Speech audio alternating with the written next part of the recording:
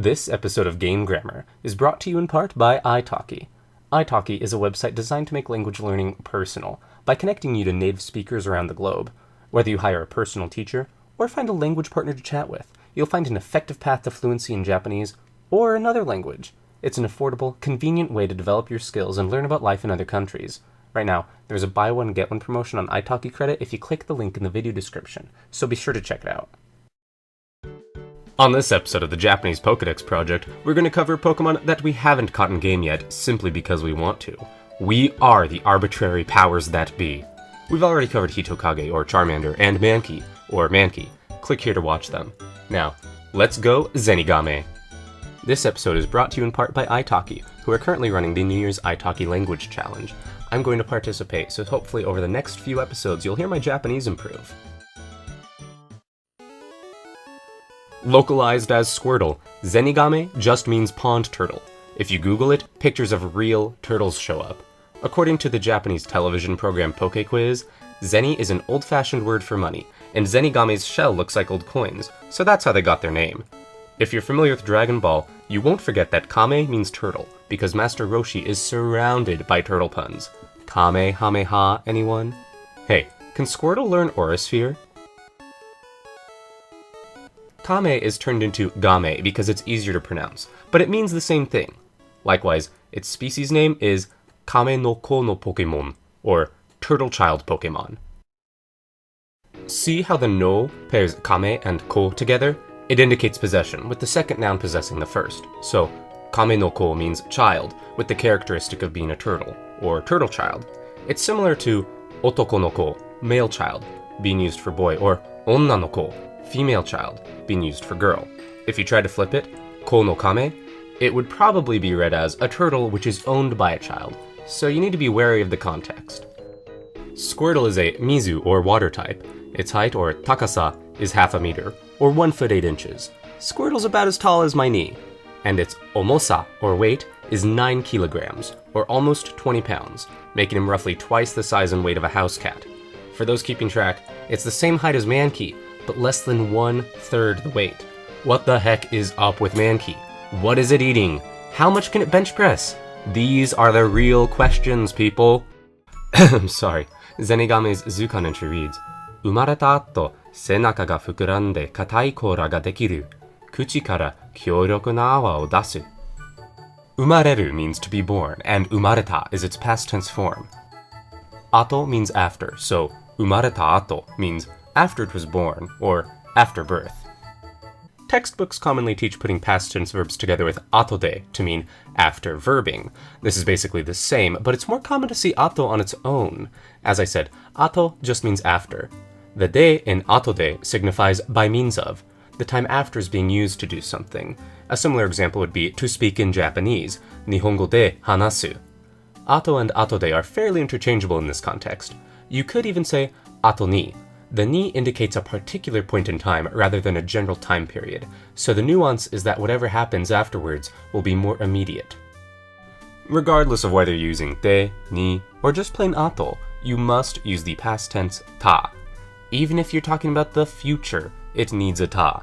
For example, if I will go to school after eating, tabeta ato gakkou ni iku, we are talking about going to school, and eating food is relatively in the past. It's kind of like grammatical time travel. So we say, umareta ato here, and umareru ato would never be seen ever. You can also use nouns paired together with no, after breakfast, asa gohan no ato, and so on. Senaka means back, like back of the body, not coming back into style. Fukurande is the te form of the word fukuramu, to expand, to swell out, and so on.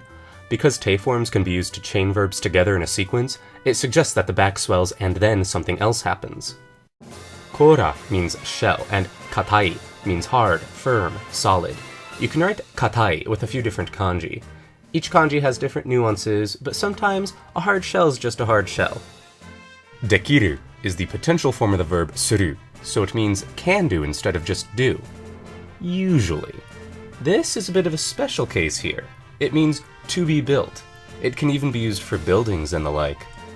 So, katai kora ga dekiru would literally mean a hard shell will be built, which almost sounds like it is born entirely without a shell. Real turtles have soft shells when they hatch, which harden after birth, which is what's happening here. The katai is differentiating the new hard shell from the soft shell. To make it clear in English, we could say, the shell hardens. 生まれた後、背中が膨らんで硬い甲羅ができる. After it's born, its back swells and a hard shell is formed. This square is actually the kanji for kuchi, or mouth. It's easy to remember, right? Kara is the particle from, so kuchi kara is from the mouth. Kyoryoku either means cooperation or it means powerful. Without kanji, we have to use the context to figure it out, so let's carry on. The na connects it to awa, which means bubble, or also foam.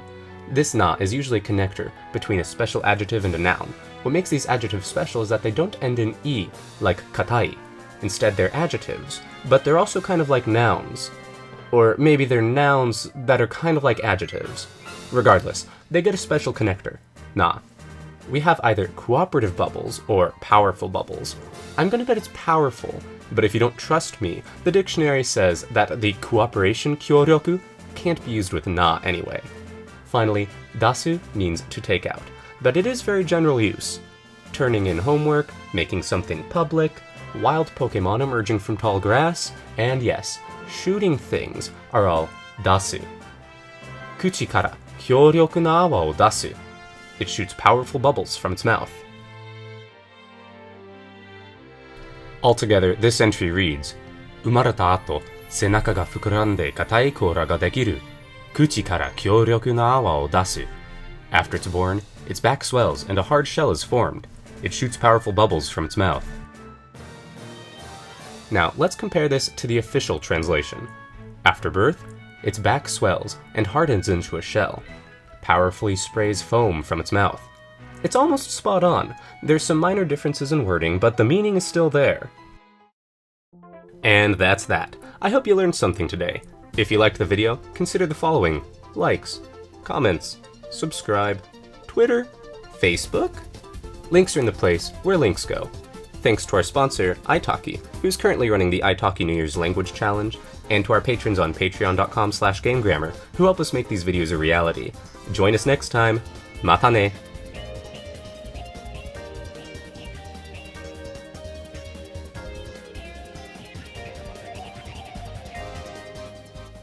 一段 ru verbs become their polite mas forms by replacing the ru with mas. Hence why sareru became saremasu. Other verbs change the u sound endings into imasu, so aruku would become arukimasu. Isn't it nice that the Pokedex is so mannerly?